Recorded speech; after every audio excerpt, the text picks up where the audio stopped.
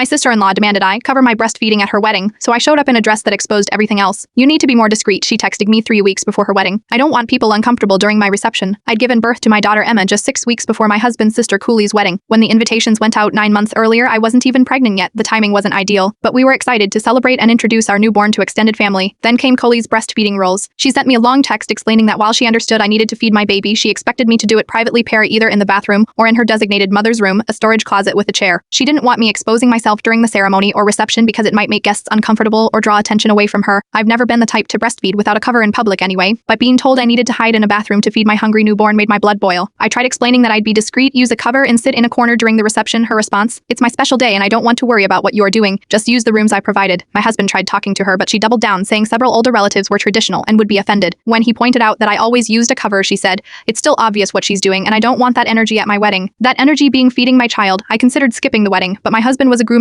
and it would have caused a family rift, so I got creative instead. I found a gorgeous, completely wedding-appropriate dress with a twist. It had a high neckline with a modest keyhole opening in front, but the back was almost entirely open, dropping to just above my waist. It was elegant, formal, and showed significantly more skin than breastfeeding with a cover ever would. When we arrived at the wedding, Clee's eyes nearly popped out of her head, who were at the ceremony and reception. I caught her staring at my exposed back with increasing irritation. Meanwhile, whenever Emma needed to eat, I dutifully took her to the storage closet mother's room as instructed. The irony wasn't lost on the other guests. My mother-in-law actually laughed out loud when she realized what I'd done, whispering, "Well played," as she walked by. Several female relatives made a point of complimenting my bold dress choice with knowing smiles. During the reception, one of the traditional older aunts, Cooley, had been concerned about approached me. I braced for criticism, but instead she said, "Honey, that closet is ridiculous. Next time the baby's hungry, come sit with me. I'll stare down anyone who gives you trouble." Chloe avoided me for most of the reception, but finally cornered me near the dessert table. "You are trying to make a point," she hissed. "I am following your rules exactly," I replied calmly. "I am not breastfeeding in public. I am using your designated room, and I am wearing a formal dress appropriate for a wedding guest." "You know what you are doing," she said before storming off. "My husband thinks I am his hero, and most of our family found it hilarious. But Curly hasn't spoken to me in the 3 weeks since her wedding, and my mother-in-law says she's still fuming about how I deliberately tried to upstage her. I didn't wear white. I didn't give a drunken speech. I didn't announce a pregnancy or proposal. I simply wore a backless dress while following her breastfeeding rules to the letter. Sometimes malicious compliance is the best response to bridezilla demands, and my daughter got fed without anyone having to see a single inch of my breast,